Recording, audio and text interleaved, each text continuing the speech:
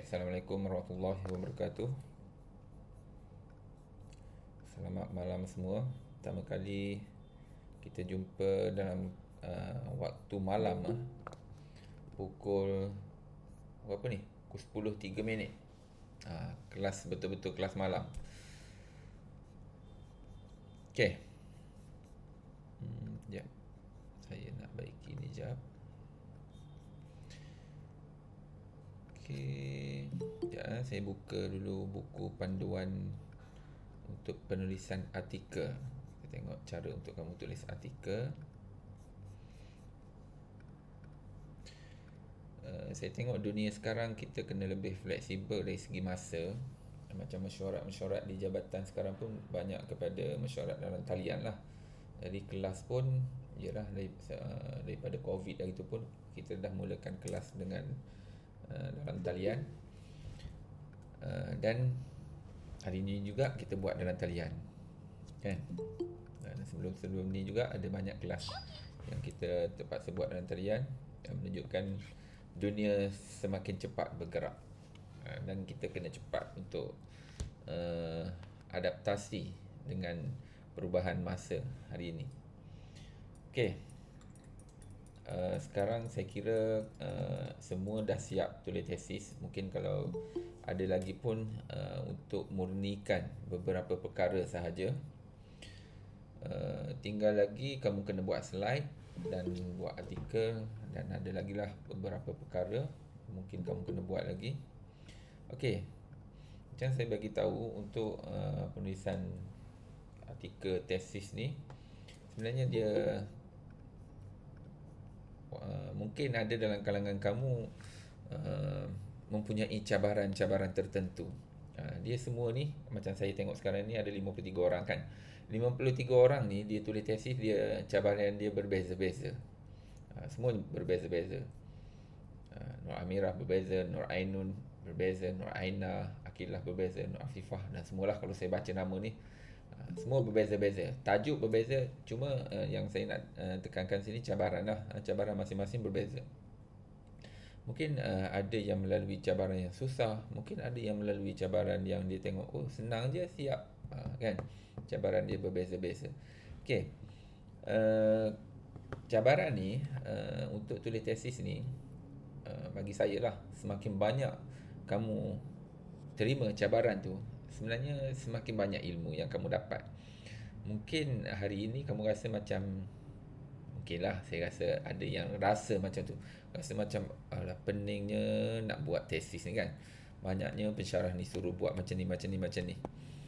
Tapi benda ni sebenarnya dia membantu untuk penulisan kamu satu hari nanti, untuk pengajian ke tahap seterusnya. Mungkin ada yang tak terfikir lagi, nak sambung ke, tapi saya percaya daripada 231 unit X, tapi dalam kelas ni tak sampailah 231 tu, mungkin separuh yang saya ajar daripada X7 hingga X11 ni, saya percaya ramai dalam kalangan kamu sendiri akan sambung ke peringkat yang seterusnya, dan dia akan membantu kamu dalam menulis lah, sebenarnya menulis. Dan satu lagi, tesis ni dia berbeza sikit dengan assignment tau. Tesis, artikel, maksudnya penyelidikan, aspek-aspek penyelidikan ni dia berbeza sikit dengan assignment. Dulu saya tak perasan, tapi bila lama-lama saya baru perasan ada satu benda. Sebab tesis ni dia penulisan ilmiah, penulisan akademik. Jadi satu perkara yang saya perasan, sebenarnya pensyarah kamu ni, kalau kamu jumpa dia dalam keadaan kamu kosong, pensyarah tu mungkinlah pensyarah tu mungkin dia tengok kamu macam tak bersedia. Tak bersedia dari sudut beberapa perkara lah, kamu tak bersedia. Jadi pensyarah tu mungkin akan layan kamu dengan cara kamu tak bersedia tu.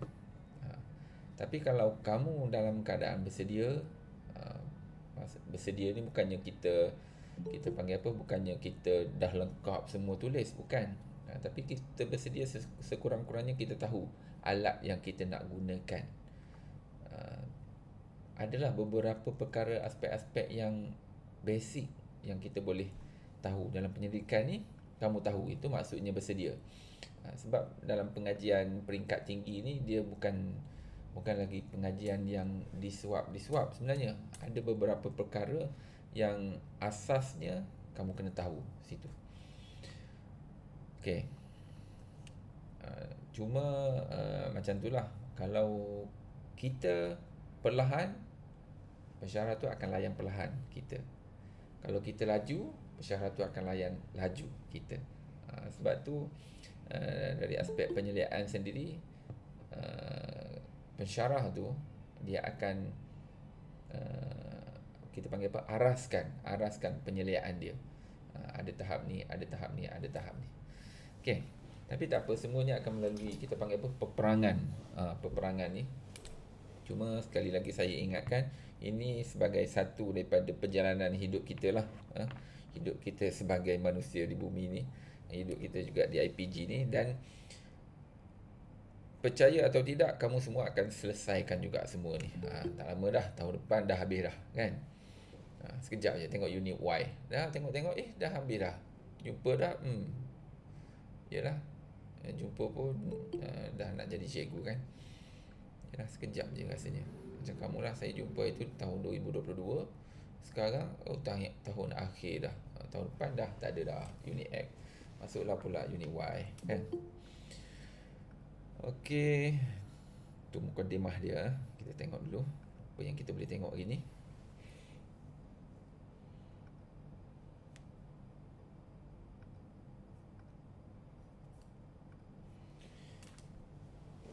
Okey, saya kongsikan skrin ni. Nampak ke? Satu lagi. Kisah pula kalau tak nampak. Ni tip lah, tip untuk kamu tulis tesis sebenarnya. Tesis pula. Artikel. Siapa yang rajin tulis artikel ni, saya percaya kamu akan cepat apa? Cepat penulisan kamu. Cepat menulis. Macam kamu tulis karangan lah sebenarnya.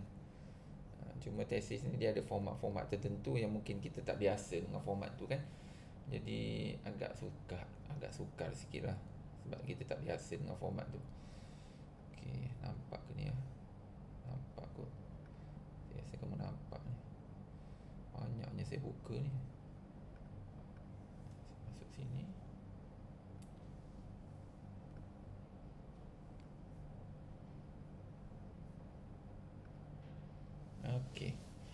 Okey, kalau kita tengok kepada ni kan.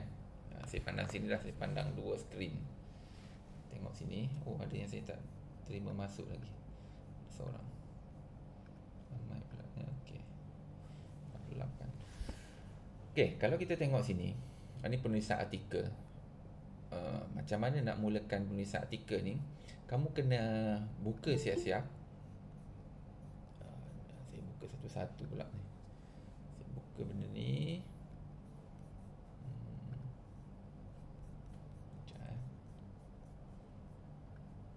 Jarang saya guna dua-dua ni. Okey. Kita buka siap-siap ni, kita ambil terus. Mula-mula tajuk lah, kita tulis tajuk. Kan? Tajuk kamu. Kita buat dulu tajuk macam ni. Kemudian abstrak, kita buat dulu tajuk-tajuk utama. Ni step untuk tulis artikel ni. Tesis pun sama sebenarnya, kamu buat je macam ni. Jadi kamu tahulah nak bergerak yang mana satu. Sekurang-kurangnya orang tanya, dah buat dah. Buat poin-poin utama. Tapi tak tulis lagi isi dia. Buat poin-poin utama tu. Sekurang-kurangnya menulis.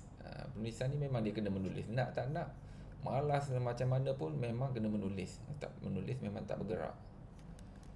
Okey. Kita ambil satu-satu ni. Dia huruf besar kan. Kita buatlah huruf besar. Pengenalan abstrak. Saya lebih kepada bengkel ni.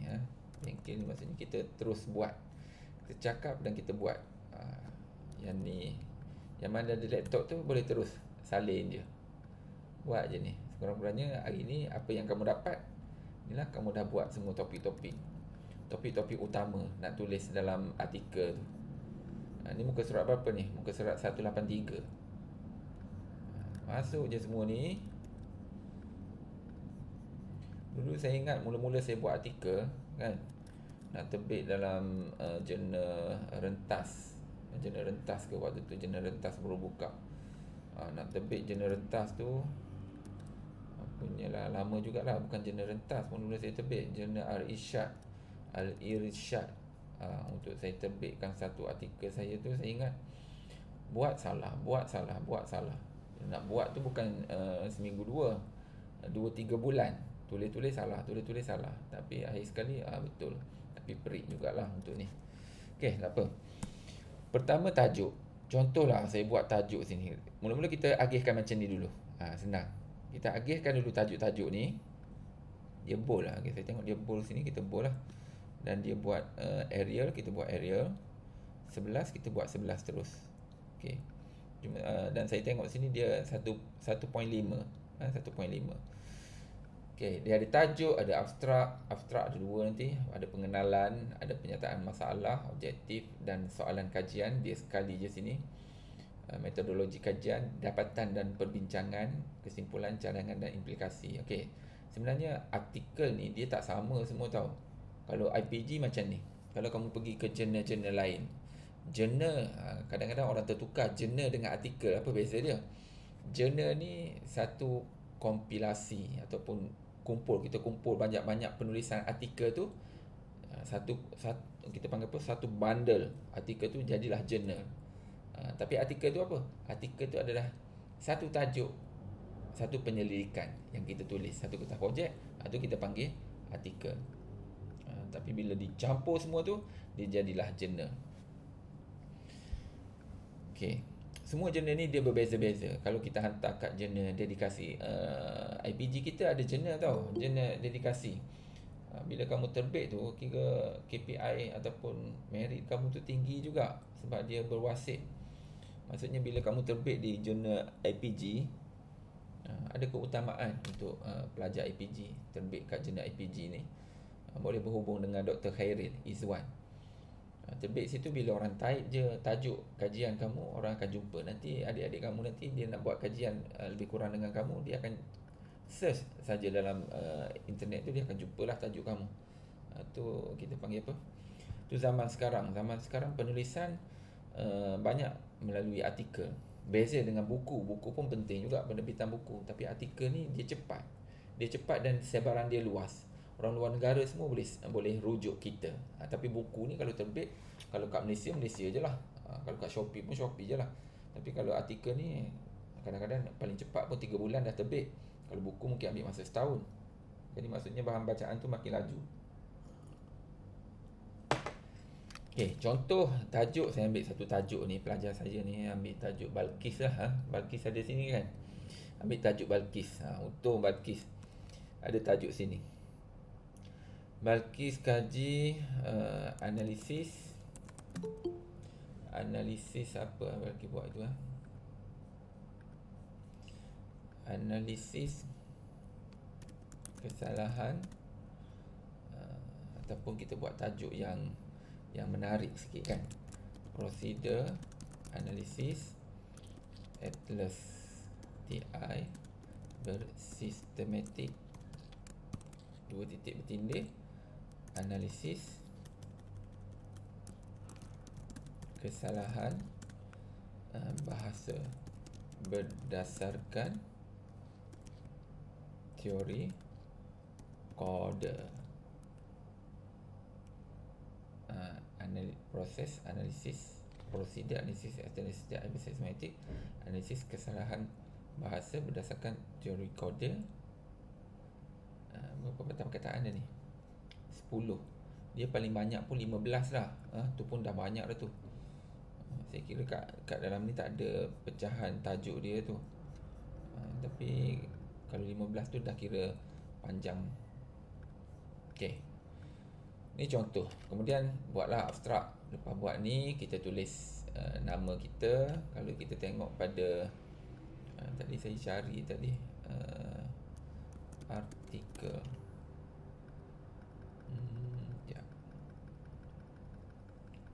Ni pecahan dia.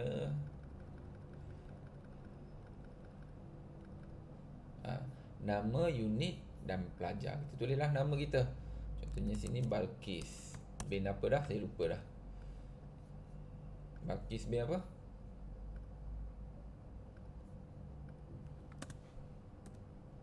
Bin Samsudin ke?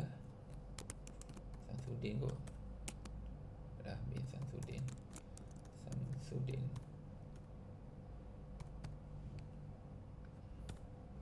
Okey, ni benda asas lah ni. Kemudian tulis unit kamu. Kemudian tulis apa ni? Balkis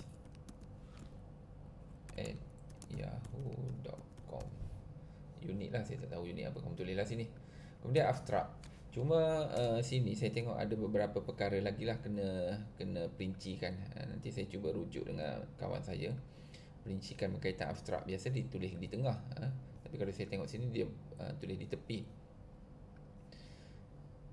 Okey, kejap.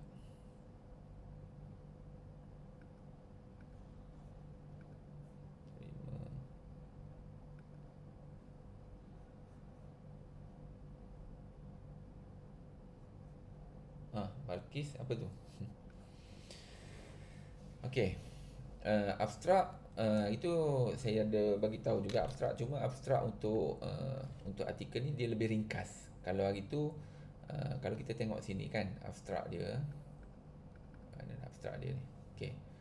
Abstrak, penulisan abstrak hendaklah dalam satu perenggan sahaja dan tidak melebihi 250 patah perkataan.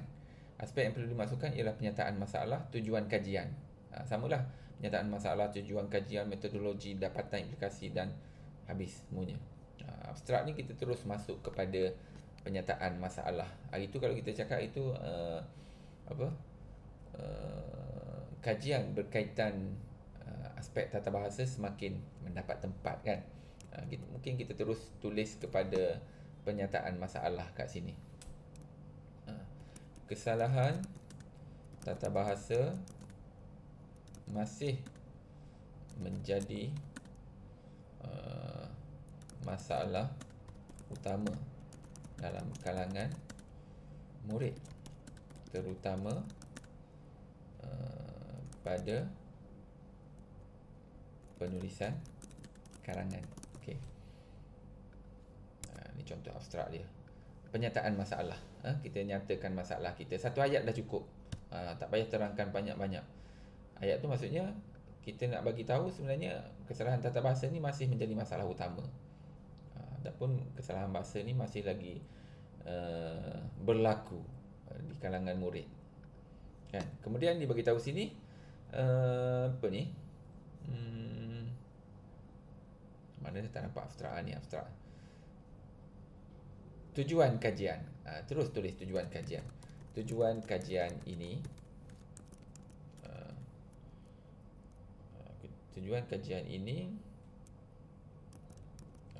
tak nak guna adalah untuk. Kajian ini bertujuan lah. Kajian ini bertujuan untuk menganalisis kesalahan tata bahasa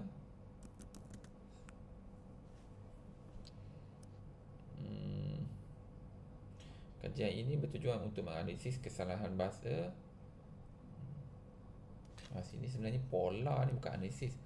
Pola kesalahan bahasa berdasarkan teori koda.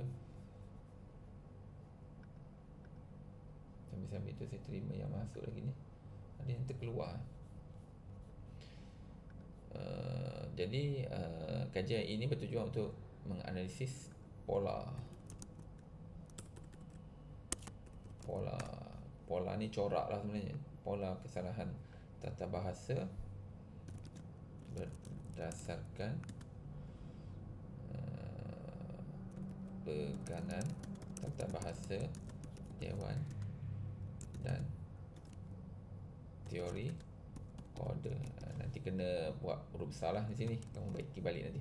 Berdasarkan tata bahasa Dewan ni pun huruf besar. Okey, dah habis tujuan. 1, 2, apa lagi dia nak? Tujuan, kemudian metodologi. Masukkan metodologi. Kajian ini, metodologi ni pertama kita bagi tahu kita guna kajian apa. Kajian ini merupakan kajian teks kan, analisis teks. Kajian ini bentuk analisis teks, iaitu apa kamu buat?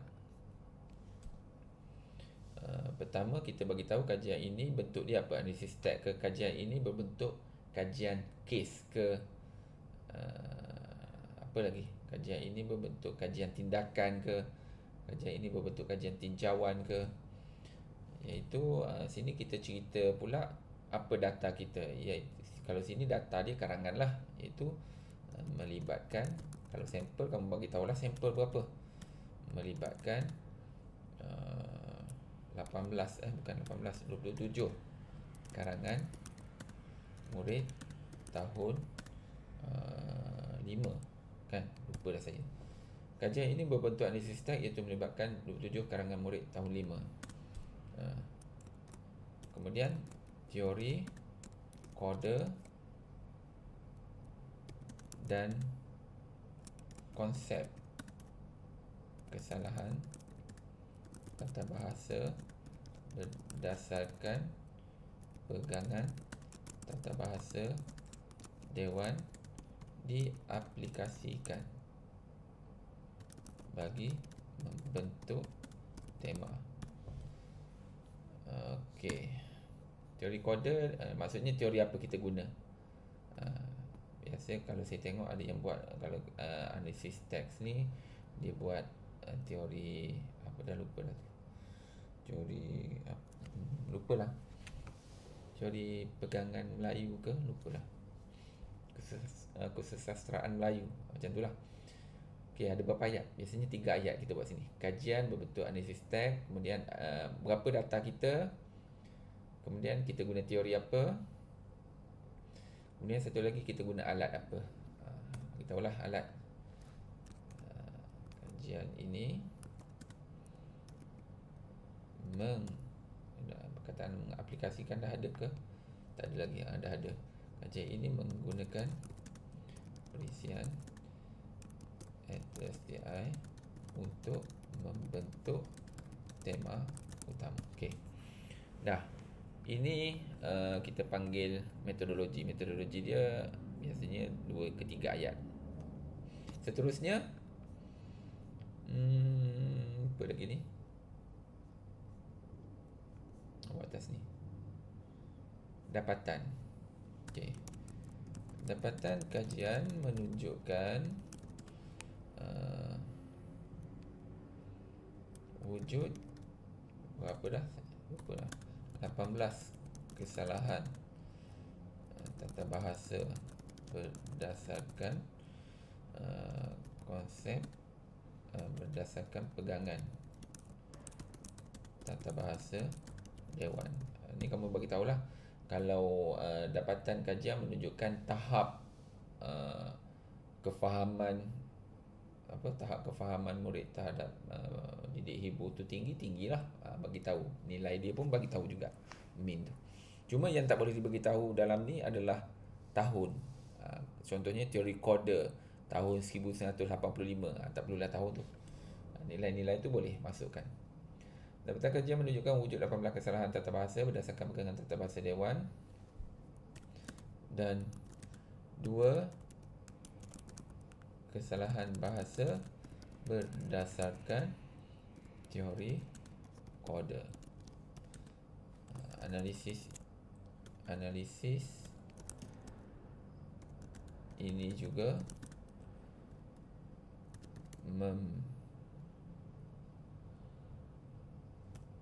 menunjukkan pola kesalahan lebih tinggi daripada pola kesilapan bahasa. Okey. Kesalahan bahasa lebih tinggi daripada kesilapan bahasa. Tengok dah berapa perkataan? 125. Okey, banyak lagi kita boleh tulis ni. Apa lagi ni? Dapatan kajian implikasi. Ni nak tulis dapatan pun boleh lagi ni. Implikasi, saya kalau implikasi saya lebih eloklah sebenarnya kamu tulis implikasi kepada kajian nanti. Apa kajian akan berlaku. kajian ini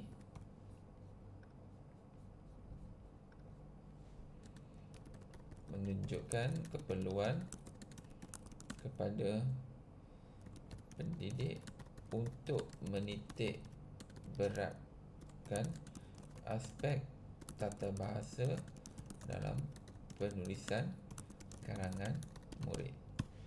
Kemudian apa lagi dia suruh tulis? Kepentingan. Okey, implikasi ni dia dah umum ni sebenarnya ni, implikasi kepada kajian ni dan implikasi untuk kajian akan datang, apa akan berlaku.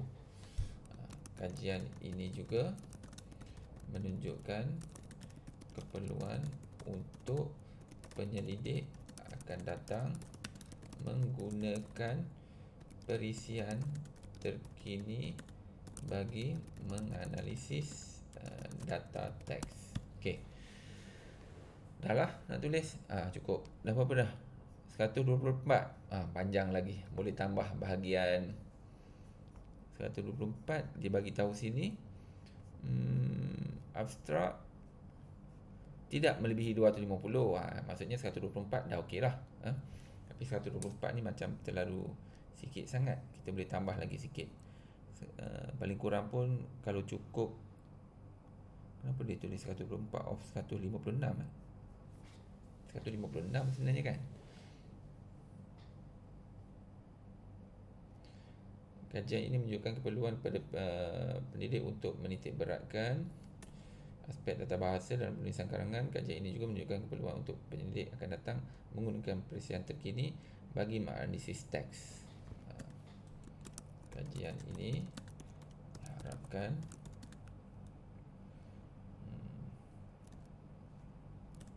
dapat memberi panduan kepada penyelidik seterusnya untuk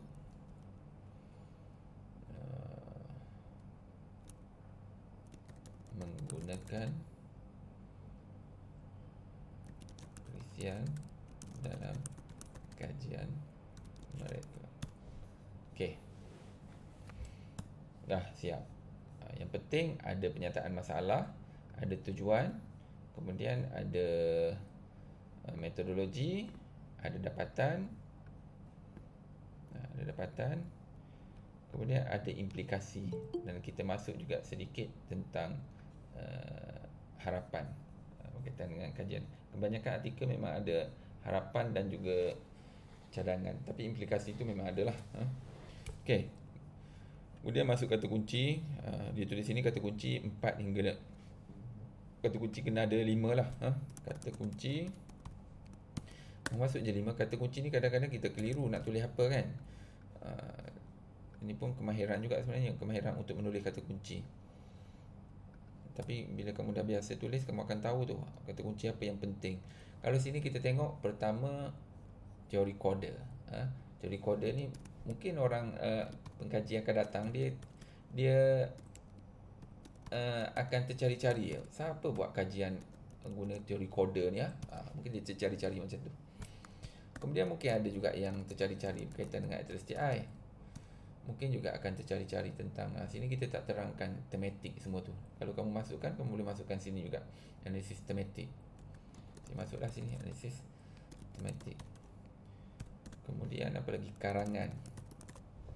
Kemudian tata bahasa. Ini topik-topik utama dia lah. Tak perlu titik, belakang tak perlu titik. Okey, dah habis sini. Kemudian buat pula dalam bahasa Inggeris. Okey, dah selesai situ, masuk pula pengenalan. Kamu kena buat macam ni lah. Jadi maksudnya sekurang-kurangnya hari ni dah siap abstrak. Jadi kamu tengok sikit lagi nak tinggal. Pengenalan lagi sikit, penyataan masalah sikit, objektif sikit. Sekarang target untuk malam ni sekurang-kurangnya kamu buat pengenalan dengan penyataan masalah. Pengenalan ni kita nak cerita apa? Kita cerita tentang, kalau yang ini kita cerita sikit tentang kesalahan tata bahasa. Kesalahan bahasa lah. Sini kesalahan bahasa ni maksudnya kesalahan tata bahasa ni. Dan kamu boleh cerita sikit tentang STI. Okey. Pengenalan. Saya ambil sikit ayat daripada penulis dia ni. Mana dah? Ni.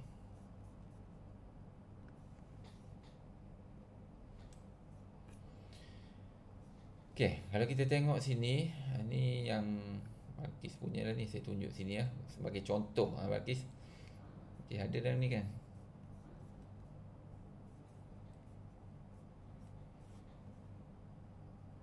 Mana ni?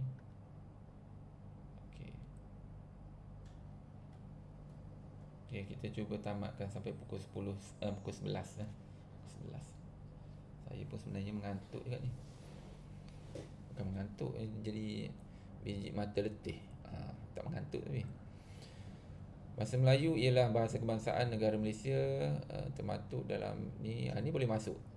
Sebenarnya artikel ni dia senang sebab apa? Kita dah ada benda ni tau. Kamu dah buat dalam tesis kamu. Kalau saya lebih suka buat macam ni. Saya copy je. Semua suka buat macam ni sebenarnya. Copy je, kan? Copy. Kamu masuk dalam ni. Masuk dalam ni.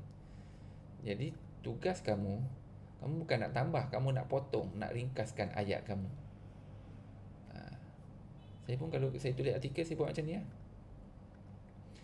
Tapi kajian penulisan kamu tu kena lengkap dululah. Kalau penulisan tak lengkap, susah lah juga nak buat kan. Kenapa dia jadi macam ni? Saya pula kena edit. Sebab dia semua termasuk dalam. Patutnya tepi ni semua. Okey, saya tarik dulu sebelah ni semua.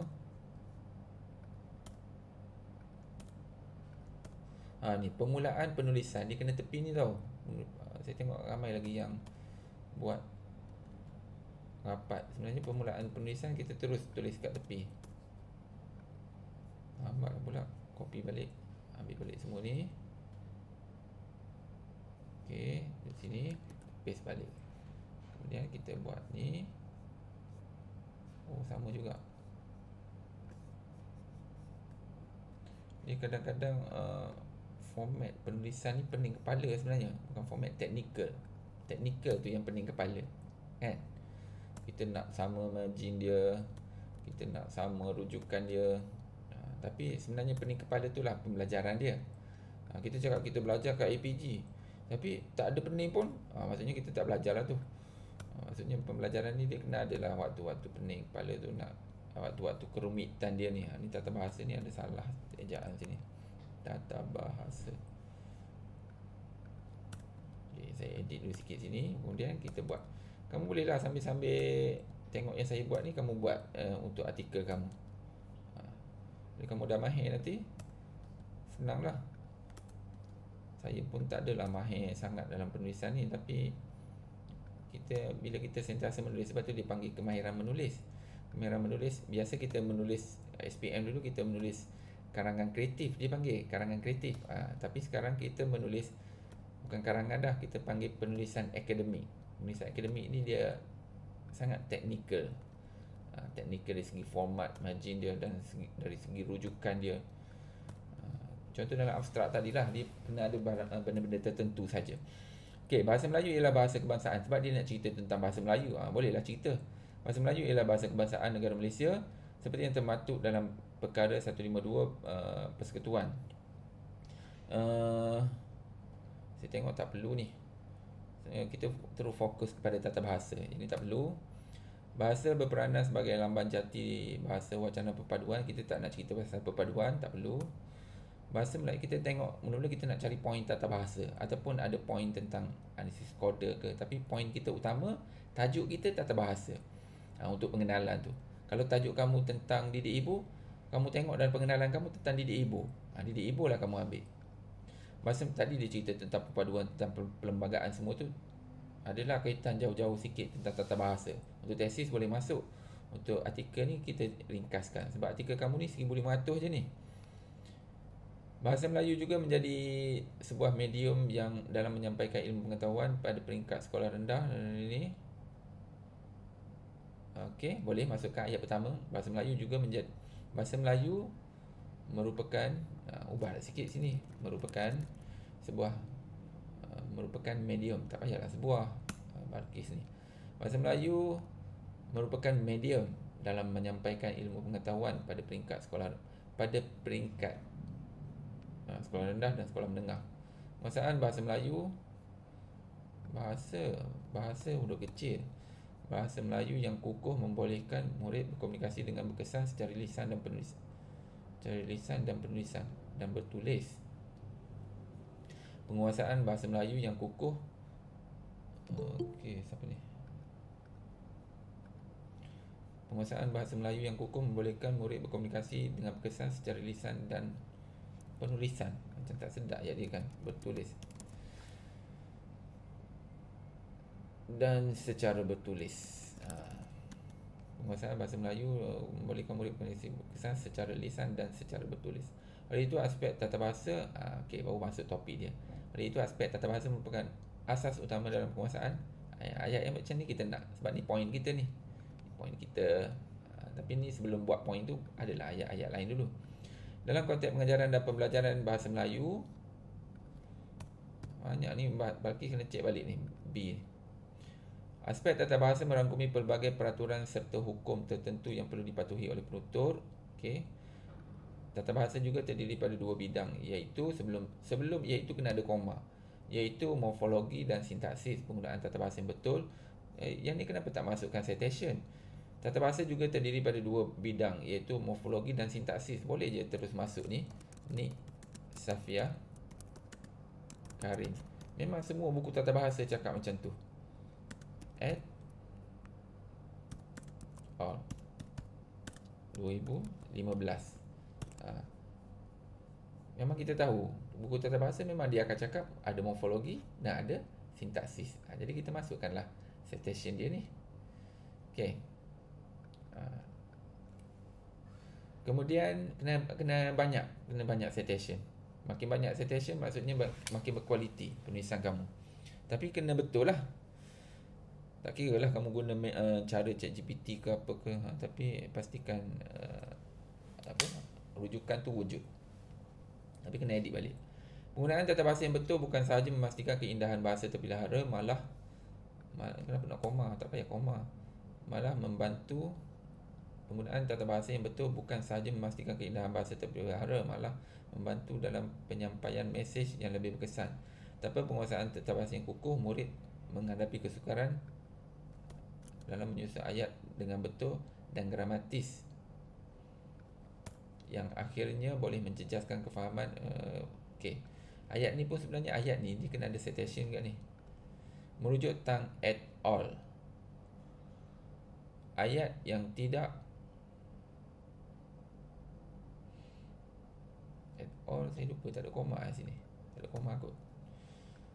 Ayat yang tidak gramatis dan tergantung tidak dapat menghasilkan makna yang lengkap atau tidak akan dapat menjelaskan situasi yang dokumen standard ini bahasa Melayu turut menekankan bahawa aspek tata bahasa perlu diajar dan dilaksanakan melalui pengajaran terancang teknik. Okey, semuanya tentang tata bahasa. Ya, tata bahasa bukan sahaja pengajaran tata bahasa bukan sahaja pengetahuan tentang hukum bahasa, tetapi satu kemahiran yang perlu diaplikasikan dalam penghasilan wacana, karangan, penyampaian lisan dan komunikasi harian. Okey, boleh diterima. Dah selesai. Kita edit lah sikit-sikit tadi, kita kurangkan sikit ayat dia. Tak adalah ayat. Orang tengok ni tesis ke artikel kan? Semua sebiji. Inilah artikel. Kita cuma ambil poin-poin yang penting sahaja. Tapi poin yang saya nak cakap dalam pengenalan, kalau kita cerita ni prosedur analisis sistematik, pola kesalahan tata bahasa. Kita fokuskan sini tata bahasa. Jadi fokus utama dia tata bahasa. Jadi dalam pengenalan cerita tentang tata bahasa. Kalau kamu kaji tentang permainan dalam pengajaran, pengenalan kamu cerita tentang permainan dalam pengajaran. Kalau dia hibur, cerita benda tu lah. Elemen muzik, ceritakan elemen muzik dalam ni. Tersian ni cerita kat mana? Cerita dalam ni, penyataan masalah. Kita tengok balik mana yang kamu tulis. Okey. Untuk IPG, dia terus kepada penyataan masalah, dia tak ada latar belakang kan. Ada juga jurnal-jurnal dia tak nyatakan penyataan masalah, dia terus latar belakang. Dia tak ada penyataan masalah. Ada juga jurnal dia ada pengenalan je, pengenalan terus objektif.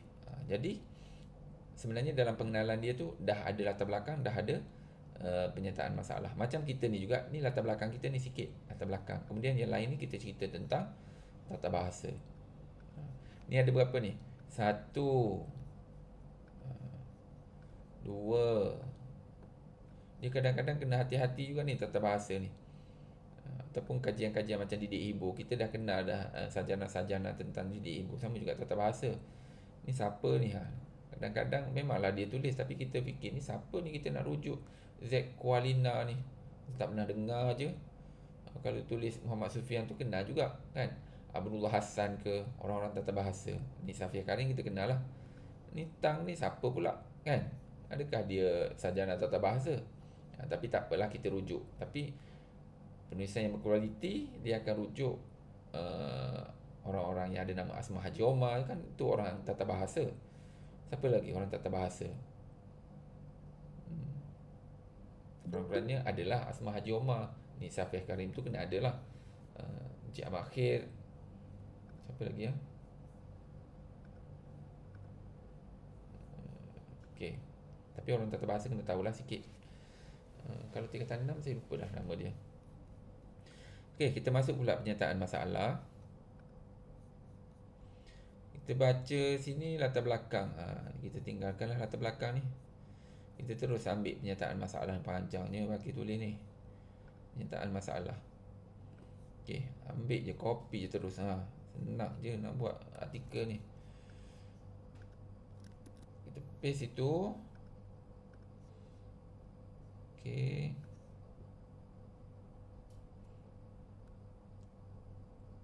Kita baiki balik ayat dia. Nak edit ni yang jenuh ni sebenarnya. Okey, ambil masa sikit lah. Kenapa dia jadi macam ni ya?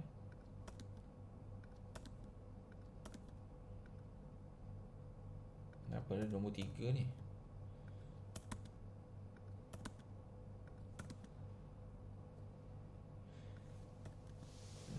Dalam kalangan kamu ni, saya tengok artikel-artikel kamu ni, ada yang layak, bukan layak lah, ada boleh sampai my site, ada yang boleh sampai mungkin ada yang boleh sampai Scopus dah ni, kajian kamu ni.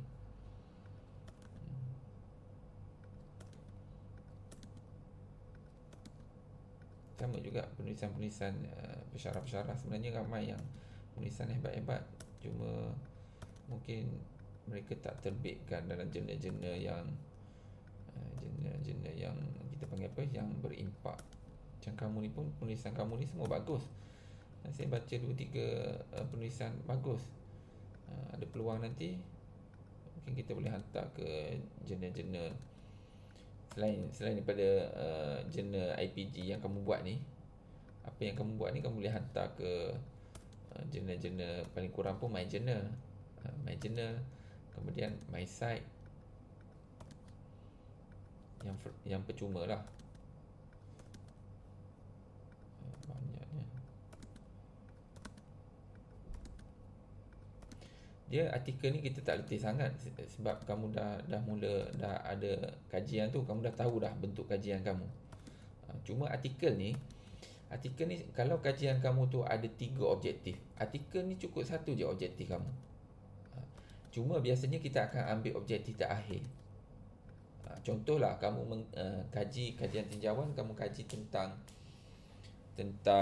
tahap pertama, tahap kefahaman, kemudian tahap pelaksanaan, kemudian hubungan. Jadi dalam artikel kamu ambil hubungan je terus. Tujuan artikel ni adalah untuk melihat hubungan. Waktu kamu nak terangkan hubungan tu, kamu sekalikan terus. Sebelum melihat hubungan ni, kamu tunjukkan dulu tahap pencapaian kamu, tahap kefahaman, banyak ni. Tahap pelaksanaan, banyak ni. Nilai min dia. Kemudian kamu bandingkan korelasi tu. Cerita tentang korelasi. Tapi tujuan kajian adalah untuk dapatkan korelasi. Cuma sebelum dapat korelasi tu, kita perlu dapat dulu tahap kefahaman dan tahap pelaksanaan tu. Okey, ni panjang ni kalau macam ni, penyataan masalah. Kita cuba kurangkan. Okey, penyataan masalah pengajaran tata bahasa di dalam kelas kurang diberikan penekanan oleh guru bahasa Melayu ketika proses pengajaran dan pembelajaran. Okey, ini bolehlah, ini menyatakan masalah. Kesalahan tata bahasa ini menjadi kebiasaan kepada murid terutama dalam bentuk penulisan. Okey, hal ini membuktikan bahawa guru juga, penyataan masalah ni kita fikir macam ni. Kenapa kita nak kaji? Kan? Kenapa kita nak kaji? Hal ini membuktikan bahawa guru juga tiada pemahaman yang mendalam terhadap tata bahasa. Kajian-kajian lepas yang telah dijalankan menunjukkan bahawa murid menghadapi masalah penggunaan tata bahasa dalam penulisan meliputi aspek morfologi dan sintaksis. Kajian tengok, apa nama pelik sangat ni? Kajian tengok dan azwahanu. Pelik sangat ni nama dia ni. Tengok jadi keliru kan? Siapa ni dia ni? Tu kadang-kadang untuk kita nilai adakah artikel tu, penulisan tu berkualiti ke tak. Contohlah kan, saya ambil tengok ni, saya paste kat Google, saya tengok siapa dia ni. Adakah dia sarjana akademik, ada banyak penulisan ke, melibatkan tata bahasa. Kajian tengok dan Azwar 23 mendapati bahawa kesalahan bahasa yang tertinggi ialah penggunaan tanda baca seperti koma, noktah yang tidak tepat dalam ayat serta kesalahan penggunaan imbuhan yang kurang sesuai. Okey. Hal ini jelas menunjukkan bahawa murid masih keliru untuk menggunakan tanda baca dan imbuhan yang betul di dalam penulisan. Seterusnya, Ugartini et al. Sini kan, 2021 dalam kajiannya menunjukkan sebanyak 138 kesalahan aspek struktur ayat telah dikesan. Teori yang digunakan dalam kajian ini adalah teori analisis konstruktif dan teori kesalahan kode. Pengkaji juga meneliti faktor-faktor yang mempengaruhi murid Cina melakukan kesalahan tata bahasa dalam penulisan seperti pengusahaan. Saya baca cepat sikit ya. Yang lemah serta sikap ni. Selain itu, kajian tentang kesalahan morfologi dan penggunaan kata seni nama di dan dalam juga. Kerana ni semua masalah ni. Wakil memang cerita tentang masalah semua ni. Mendapati bahawa murid masih keliru dengan penggunaan kata seni nama di dan dalam yang betul mengikut rumus kata seni nama. Saya menggunakan kata seni nama digunakan ni lebih okey. Murid juga dikenal pasti mengalami kekeliruan di. Okey, melalui kajian ini potensi kesalahan morfologi dalam penulisan masih tinggi sehingga kini. Kajian tentang kesalahan kata tugas juga dilaksanakan oleh Siti. Okey, ni dah perenggan lain ni. Dia sepatutnya sampai sini tadi, perenggan lain. Okey.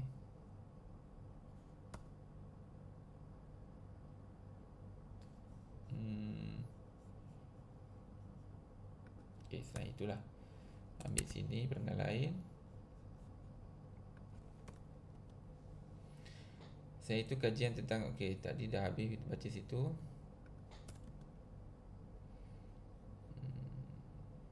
Ini dah objek selapan. Sampai sebelum kata nama, kajian tentang kesalahan ejaan dan karangan dalam karangan murid sekolah menengah di daerah Tuaran, Sabah dijalankan ini mendapati bahawa sebanyak 511 ejaan dilakukan murid. Penambahan, penghilangan dan penggantian kata terbitan. Murid juga masih keliru dengan perkataan yang tulis dekat atau ditulis terpisah. Okey. Kajian ini juga meneliti kesalahan ejaan lain yang seperti penyingkatan perkataan dan ini semua. Pengkaji juga menyatakan bahawa kesalahan dan ketidakpekaan ejaan ini akan menyebabkan kepincangan dalam karangan. Kajian-kajian lepas membuktikan bahawa murid masih melakukan kesalahan tata bahasa yang melibatkan aspek imbuhan, ejaan, tanda baca, kata tugas dan struktur ayat terutama dalam karangan. Kesalahan ini bukan sahaja menjejaskan kegramatisan ayat tetapi boleh mempengaruhi pemahaman pembaca terhadap maksud yang ingin disampaikan. Hal ini menunjukkan bahawa masalah penguasaan tata bahasa dalam kalangan murid, okey, ini dia nak kaitkan dengan kajian dia ni. Yang atas ni dia sibuk cerita tentang kesalahan imbuhan, kesalahan objek, kesalahan singkatan kata dan sebagainya lah, banyak kesalahan. Ini baru dia nak kaitkan. Hal ini menunjukkan bahawa masalah penguasaan tata bahasa dalam kalangan murid belum dapat diselesaikan sepenuhnya, sekaligus menegaskan kajian ini berpotensi untuk memberi pemahaman yang mendalam mengenai penggunaan tata bahasa yang betul. Okey. Dapatan daripada kajian ini diharapkan dapat membantu guru. Okey. Beberapa perkara kita kena ingat. Yang ni bila kita menulis objektif penyataan masalah ni, kita kena fikir kenapa kita nak kaji. Saya bagi terang sikit. Okey. Kita nak tengok pola tu, pola kesalahan, kan? Kita bagi tahu ni, dia dah bagi tahu kesalahan ni banyak dah. Orang dah banyak kaji. Tapi sebenarnya orang kaji, orang tak cerita tentang pola. Maksudnya dia tak cerita pun corak. Maksudnya imbuhan tu lebih tinggi daripada kesalahan objek. Itu yang kita nak tengok sebenarnya dalam kajian Balqis ni lah. Jadi baguslah bagi tahu hal ini menunjukkan bahawa masalah penguasaan tata bahasa dalam kalangan murid belum dapat diselesaikan sepenuhnya. Jadi logiklah kajian dia nak buat ni sekarang. Tapi dia boleh masukkan lagi. Selain itu, okey, ataupun sebenarnya setiap perenggan ni kamu boleh terus masukkan. Contohlah, sini dia tulis tentang kajian ramai-ramai ni kan. Ni kaji semua ni. Okey. Teori yang digunakan dalam kajian ini adalah teori analisis konstruktif dan teori kesalahan kode. Kaji juga meneliti faktor-faktor yang mempengaruhi murid. Okey. Dalam kajian, sebab banyak guna dalam kajian ini kan. Jadi tertukar kajian ini tu merujuk kepada kajian lepas ke kajian mana.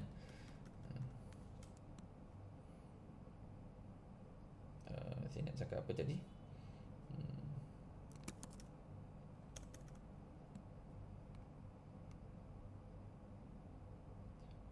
Kejap, saya tengah berfikir untuk saya nak cakap sebenarnya dia dah bagi tahu banyak kesalahan, kan? Dan dia bagi tahu sini teori analisis konstruktif dan teori kesalahan kode. Sedangkan sini kita nak tengok teori berdasarkan satu kode lah, satu lagi berdasarkan pegangan tata bahasa dewan. Situ kita tengok kelompongan kajian dulu dengan kajian sekarang ni. Jadi kita boleh masukkan sini dalam hal ini dapat diperhatikan bahawa analisis kesalahan tata bahasa menggunakan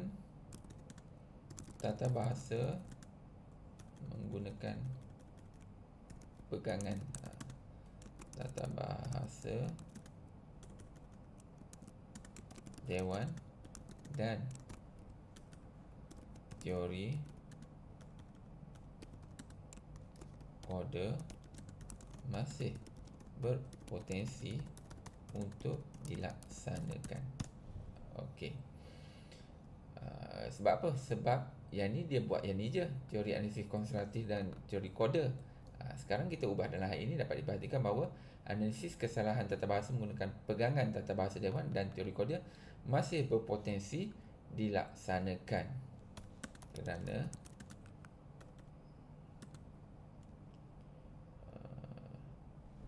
tulis kerana pun tak apa. Okey, berpotensi dilaksanakan sebab kajian sebelum ni tak ada lagi. Maksudnya kelompongan ada di sinilah.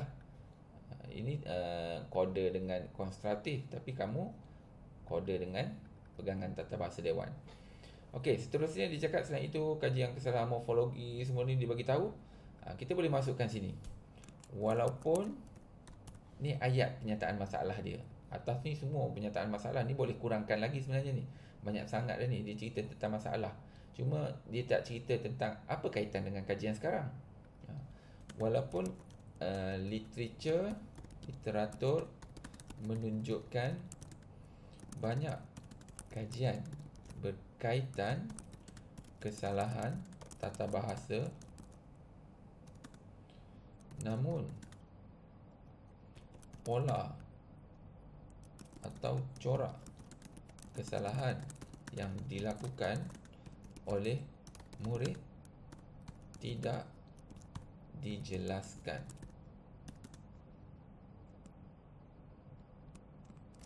Dalam kajian ini, pola kesalahan tata bahasa difokuskan bagi menampung apa kita panggil, menampung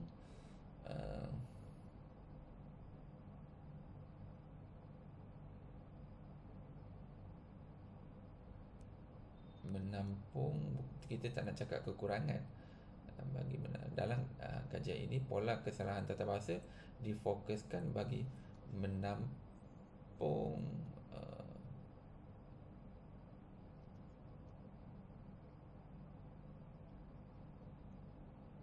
kekangan dah, saya buat kekangan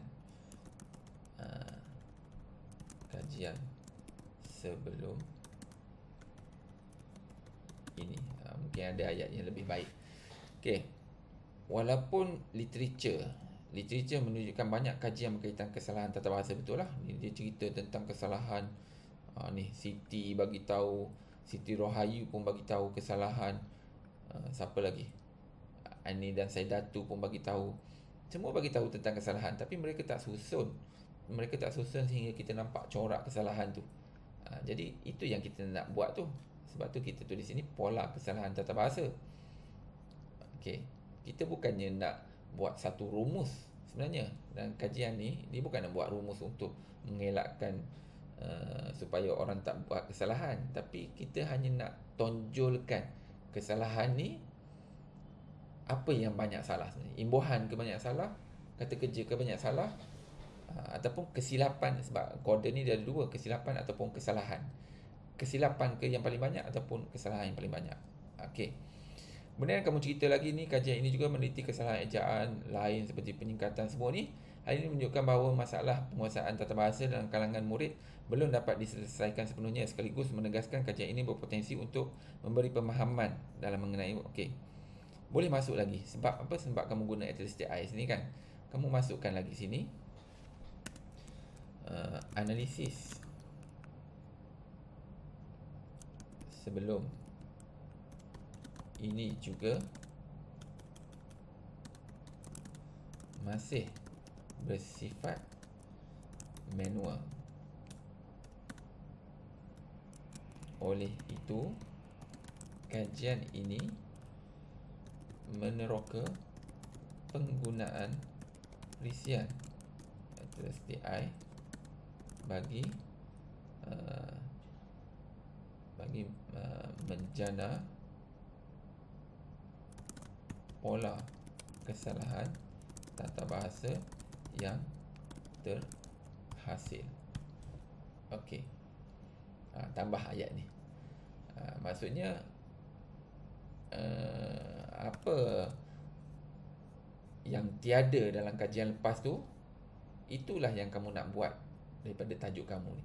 Maksudnya kamu tengok pola berdasarkan teori kode dan satu lagi, dan pegangan tata bahasa dewan sini, dan pegangan tata bahasa dewan panjang sangat ke? 15 dan 14. Cuba lagi lah. Dan satu lagi ada ethnicity sini. Benda itulah yang kamu jelmakan dalam penyataan masalah. Okey, ramai lagi ke ni? 66 orang. Tak tidur lagi. Kita tengok pula. Kalau ada pertanyaan boleh tanya. Ada pertanyaan ke? Kita dah tidur dah semua.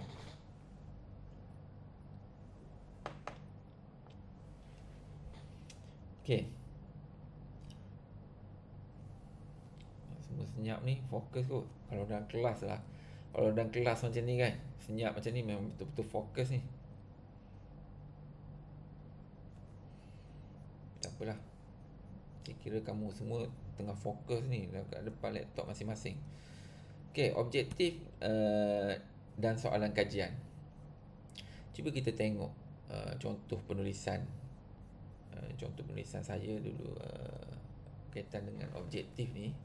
Kalau kita tengok objektif yang saya buat, tak adalah beria sangat. Macam ni je. Objektif kajian. Objektif kajian ini adalah untuk menganalisis elemen utama yang terdapat dalam objektif pembelajaran subjek bahasa Melayu. Terus, straight to the point terus. Okey, jadi sini objektif kajian ambil balik dalam penulisan kamu. Mana penulisan Balkis tadi? belakang ni. Dia tak ada masalah. Tujuan, objektif. Objektif banyak ni kan, ambil satu. Ambil yang akhir sekali. Sebab apa ambil yang akhir sekali? Sebab ni kamu hurai je. Hurai dalam penulisan kamu nanti kamu ambil je, cuma kamu ringkaskan sikit. Tapi sebenarnya kamu nak menjawab yang ini. Sebab tu sebenarnya objektif kamu ni, objektif satu. Kenapa kamu buat objektif satu? Kenapa kamu buat objektif dua? Adalah sebenarnya dua-dua ni perlu untuk menjawab objektif tiga ni. Tapi dalam penulisan artikel kamu boleh terus ambil objektif tiga. Tapi tak kisah je, sebenarnya boleh je kamu nak ambil objektif satu. Tak ada masalah, objektif dua saja ke boleh je. Tapi saya tengok idea kamu lebih terjana bila kamu ambil terus objektif tiga. Mengenal pasti pola kesalahan kode dan kesalahan bahasa berdasarkan pegangan tata bahasa Dewan. Waktu kamu terangkan benda ni, kamu boleh masukkan juga penerangan-penerangan yang lain. Okey, jadi kita masukkan terus dalam objektif ni. Macam biasa kita buat step copy and paste ni yang memang tak perlu diajar dah ni. Memang semua dah mahir dah benda ni kan. Makin kamu buat banyak tugasan, makin mahir ni benda ni. Okey, tapi tak adalah kita copy paste sebiji macam tu, kita ubah dah sikit.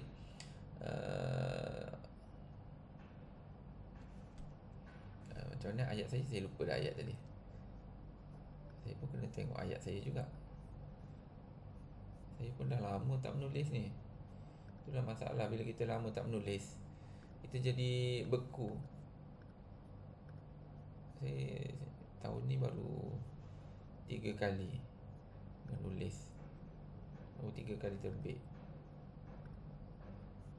Objektif kajian ini adalah untuk terus straight to the point. Objektif kajian ini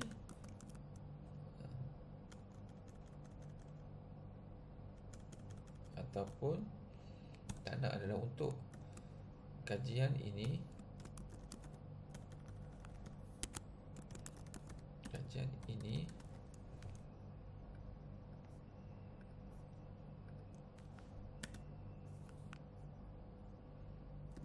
berfokus pada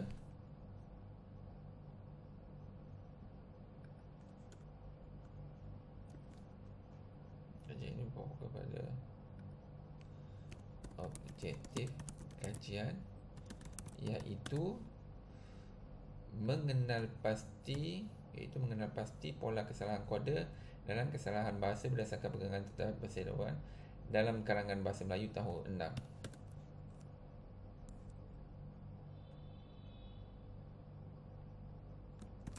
Persoalan kajian pula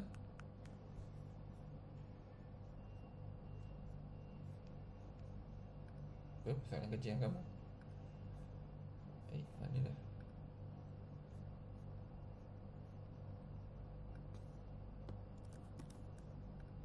Okey,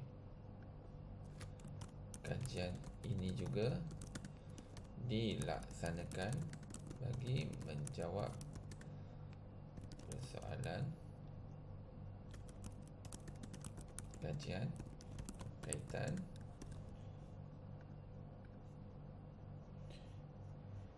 berkaitan apakah pola kesalahan kode dan kesalahan bahasa berdasarkan pegangan tata bahasa Dewan dalam karangan murid tahun 6.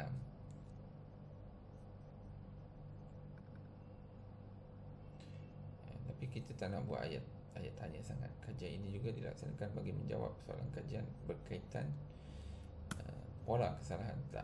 Tak ambil lah perkataan apa tadi, sebab kalau kita ambil perkataan apa, dia akan ada tanda soal. Okey, saya tak ambil kesalahan kata tanya apakah tadi, sebab saya rasa macam tak sesuai kita masuk tanda soal sini, sebab dia dah tulis soalan kajian. Tapi ni bergantung pada SV masing-masing nanti. Tengok pada dia ada kemahiran juga sebenarnya, dia ada skill untuk penulisan ni.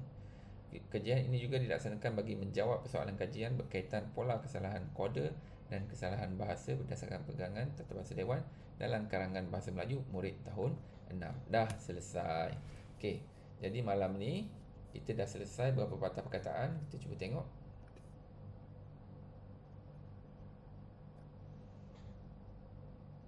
Betul ke 1000? Tengok balik, kamu kena 1000 tak banyak dah ni. Betul ke 1000? Buku penyelidikan.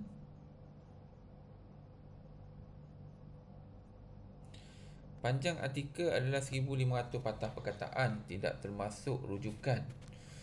1000 patah perkataan. 1500 patah perkataan.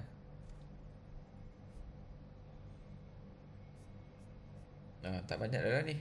Tinggal sikit je lagi. Kita nak tulis metodologi sikit, dapatan kajian. Yang ni kena kurangkan sikit pada bahagian ni sebenarnya. Kena padatkan lagi ayat ni. Ayat ni Balkis, kamu kena padatkan lagi. Sebab ni kita ada 3 perenggan. Untuk penyataan masalah ni kena padatkan jadi 2 perenggan sahaja. Sebab sebenarnya dapatan kajian tu yang banyak. Cuma yang saya nak highlightkan sini, benda ni yang penting. Nampak tak ni Okey. Benda ni yang penting ni. Ini satu. Dan hal ini dapat diperhatikan bahawa analisis kesalahan tata bahasa menggunakan berpotensi. Ni dia cerita tentang kesalahan. Kemudian dia cerita kesalahan kode. Jadi yang ni kita nak buat kesalahan kode dengan tata bahasa dewan. Kemudian yang ni dia cerita panjang ni. Ni boleh kita panggil apa? Padatkan lagi ayat dia. Kemudian dalam kajian ini ayat ni penting ni. Pola kesalahan tata bahasa difokuskan bagi menampung kekangangan. Ni pada awal sini ayat dia. Walaupun literatur menunjukkan banyak kajian berkaitan kesalahan tata bahasa, namun pola atau corak kesalahan yang dilakukan oleh murid tidak dijelaskan. Itu kekangan ataupun kelompongan daripada kajian-kajian lepas. Inilah penyataan masalah kita. Kita cakap, jadi kita nak mengatasi masalah ini sebab dia tak cerita tentang pola tu, kita nak cerita. Kita tak boleh tengok orang buat kesalahan ni, dia tak cerita pola. Jadi kita ada banyak masa ni, kita nak cerita. Ni kita nak buat kajian tentang pola. Dia seolah-olah macam tu lah sebenarnya. Lepas tu ni dia cerita pula huruf besar, huruf kecil. Kemudian kamu cakap, ni analisis ini mana tadi? Analisis sebelum ini bersifat manual. Oleh itu, kajian ini memerlukan penggunaan SSTI.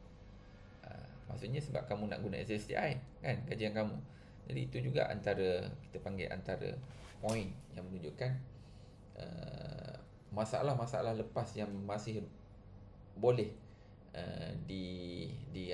diinovasikan dalam kajian akan datang.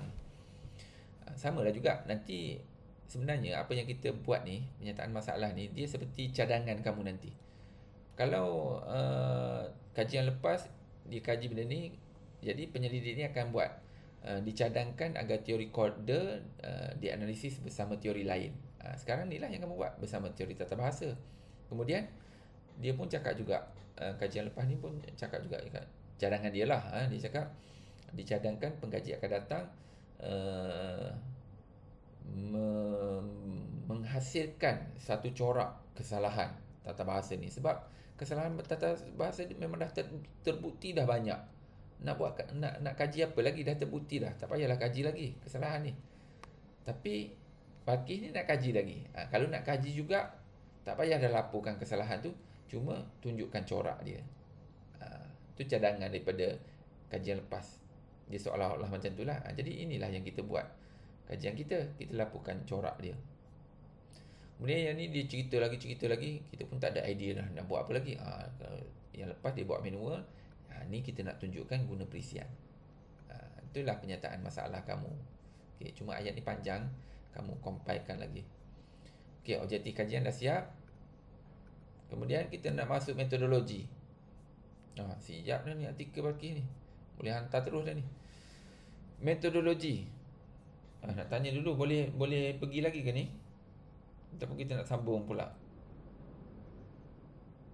Kalau tak respon tu maksudnya tak boleh pergi dah tu. Okey. Jadi kita tamat sini dulu sampai metodologi ni, tapi bukan tamat macam ni je. Kamu tamat tak semestinya kamu berhenti sini, kamu teruskan penulisan kamu dan kamu boleh bertanyalah dengan pensyarah-pensyarah ni. SV kamu, saya sendiri ke. Okey. Okey, ada pertanyaan?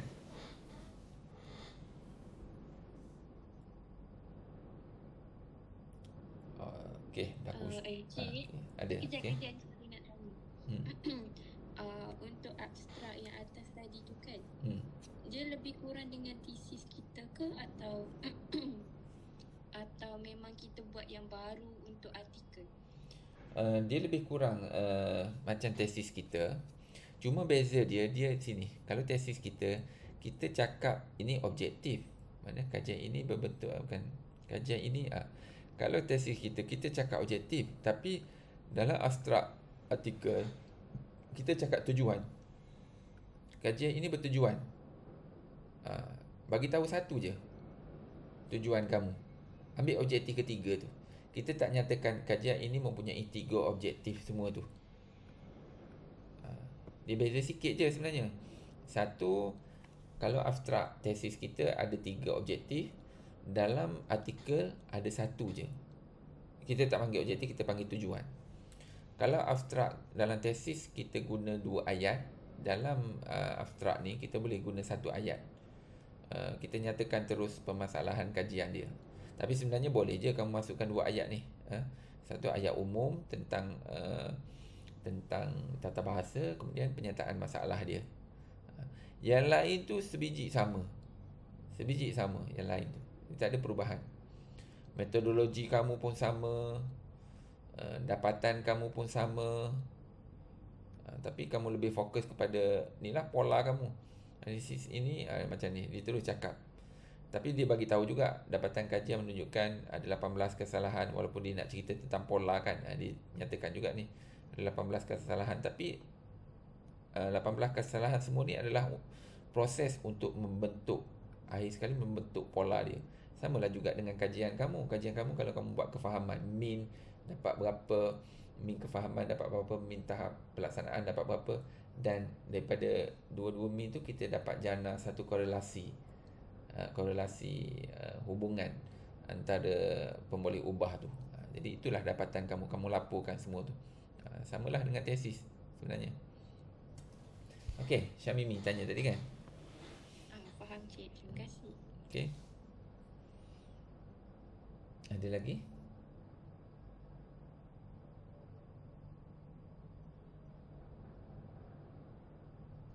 Okey. Kalau tak ada dah, jadi kita tamatkan sini dulu. Cuma untuk pelajar saya tunggu kejap. Okey. Yang lain kita boleh bersurai lah.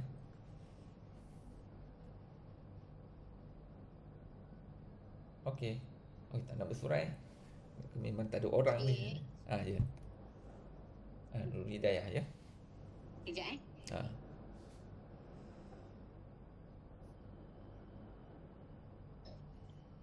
apa ni, kalau nak pilih objektif kan, contoh kalau ada 3, nak pilih mana satu, kita ambil yang paling akhir. Saya sarankan kamu ambil paling akhir. Supaya apa? Supaya huraian kamu tu, artikel kamu tu lebih tersusun. Kalau kamu ambil yang pertama, dia tak banyak sangat kamu nak bincangkan. Tapi kalau kamu ambil yang akhir, sebab biasanya objektif yang terakhir tu kamu dapat melalui objektif pertama, objektif kedua. Jadi cerita tentang objektif pertama, objektif kedua tu kamu boleh masukkan dalam huraian objektif ketiga tu. Jadi kamu masuk objektif akhir je nanti. Okey, faham cik, terima kasih. Okey. Boleh cuba tulis nanti, boleh tunjukkan pada saya juga. Boleh saya komen-komen juga. Untuk ni lah, untuk murnikan hidayah. Okey cik. Okey. Azwina, angkat tangan je. Cik nak tanya. Adriana.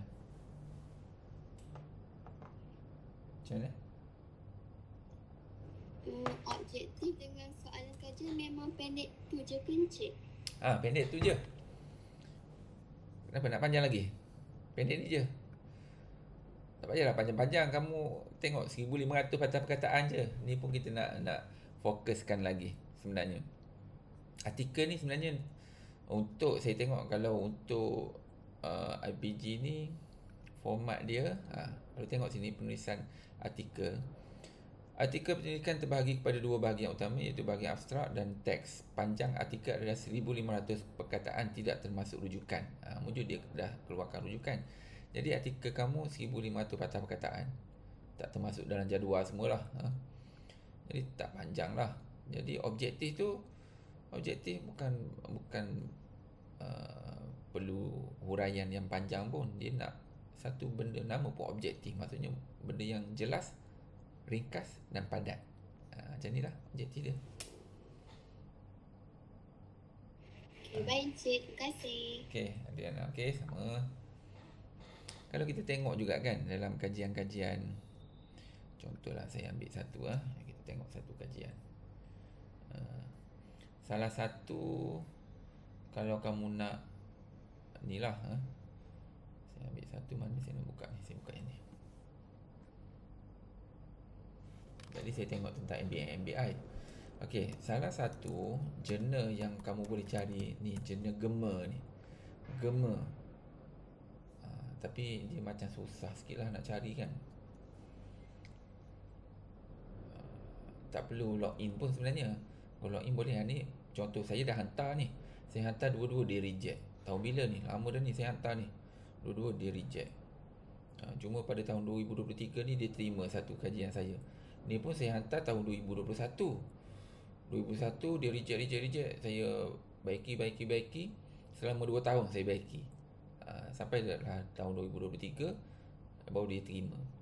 Jadi kamu pun samalah, kalau bagi kat pensyarah tu, pensyarah suruh baiki, tu baru 2-3 kali baiki kan. Yang ni 2 tahun baiki. Okey, tapi banyak benda yang saya sendiri belajar sebenarnya daripada dia baiki tu. Baguslah dia komen tu, kita belajar. Sebenarnya cara kita belajar penulisan akademik ni melalui pensyarah tu komen. Kalau pensyarah tu tak komen, kita tak dapat belajar apa-apa sebenarnya. Jadi kita pergi kat pensyarah tu, kita cakap jangan tak komen, sila komen.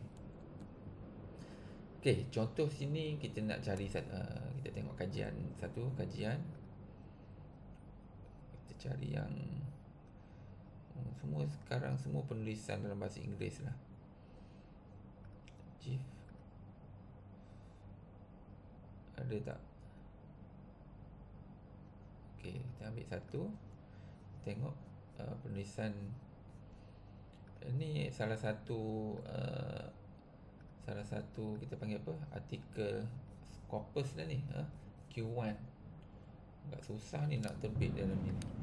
Siapa yang terbit dalam ni memang famous lah kamu, satu IPG kalau kamu dapat terbit dalam ni lah. Okey, kalau kita tengok dalam ni kan, dia macam tak ada. Kita tengok mana objektif kajian dia, tak ada. Apa benda dia tulis ni, nama pelik-pelik ni, simbol fonetik. Macam kajian ni dia tak ada, tak nampak mana objektif dia. Tapi sebenarnya dia ada di belakang ni, bawah-bawah ni. Dia masukkan terus objektif tu dalam penyataan masalah. Ni objektif dia. Bukan itu saja, kajian ini juga menghasilkan beberapa sumbangan dalam bidang linguistik, antara menggabungkan teknologi linguistik. Okey, itu antara objektif dia, beritahu secara umum. Kajian terdahulu juga kurang membahaskan faktor migrasi. Oleh itu kajian ini bertujuan untuk menganalisis kewujudan dan penyebaran pengaruh siang dialek Melayu Kedah menggunakan ni objektif dia ni. Ni objektif dia. Dia masukkan terus dalam penulisan penyataan masalah. Macam IPG kita kita fokus terus. Ada ruang objektif dan soalan kajian. Tapi apa yang saya nak cakap sebenarnya, penulisan objektif dan soalan kajian ni tak perlu panjang-panjang sebenarnya. Cukup ringkas, padat, dan yang penting kita tahu objektif apa nak kita kaji. Okey, saya buka lagi soalan sambil minum kopi ni. Encik nak tanya. Okay. Sebab Encik kata kan objektif hanya ambil satu je. Jadi dalam terputus ke? kaedah juga. Macam mana dalam? Jadi dalam sebab objektif hanya satu je kan. Okey. Maksudnya hanya satu kaedah je. Kejap. Dia terputus tadi. Ada ayat penting kamu cakap kat saya tu jadi terputus. Boleh ulang balik? Seperti Encik kata tadi kan yang objektif tu hanya satu je. Jadi dalam dapatan kajian tu hanya ambil satu kaedah kajian je ke? Okey. Dalam dapatan kajian, itu saya cakap kalau objektif tu sebagusnya kamu ambil objektif 3. Sebab untuk dapatkan dapatan kajian objektif 3 tu, kamu perlu dapat dulu dapatan kajian objektif pertama dan kedua. Macam ni lah yang ni. Sebenarnya kalau saya tulis sini, objektif kajian dia adalah untuk analisis pola kesalahan tata bahasa dewan dengan kode. Ni objektif ketiga Balqis ni. Tapi kalau kita tengok kepada objektif ketiga ni, sebelum dia dapat objektif ketiga ni, dia perlu dulu dapatan kewujudan 18 kesalahan berdasarkan tata bahasa dan juga 2 kesalahan teori kode. Dia perlukan 2 ni dulu. Yang ini objektif pertama. Objektif pertama dia nak analisis kesalahan tata bahasa berdasarkan pegangan tata bahasa dewan. Objektif kedua dia nak kaji kesalahan bahasa berdasarkan teori kode. Untuk jawab objektif ketiga dia, dalam dapatan kajian dia perlu laporkan juga kedua-dua ni. Barulah dia laporkan dapatan yang ketiga. Sama juga dengan kajian kamu. Kalau kamu ambil objektif ketiga dalam penulisan artikel, kamu cakap objektif artikel ni atau objektif kajian ni adalah untuk apa-apalah kamu ambil pada objektif ketiga tu kan. Dalam penulisan dapatan tu kamu boleh je cerita dapatan kamu objektif pertama, objektif kedua, kemudian kamu cerita juga apa dapatan kamu dalam objektif ketiga kamu tu. Tapi sebenarnya tujuan kamu untuk objektif ketiga. Cuma dapatan pertama dua tu adalah kesinambungan untuk memperoleh dapatan yang ketiga tu. Okey. Ringkasnya laporkan juga objektif pertama dan kedua tu. Baik, faham. Maksudnya sebaiknya 3 kaedah pun boleh masuk lah kan? 3 kaedah. 3 dapatan sebenarnya. Bila kamu cakap 3 kaedah tu, saya jadi terfikir kaedah maksudnya metodologi ke?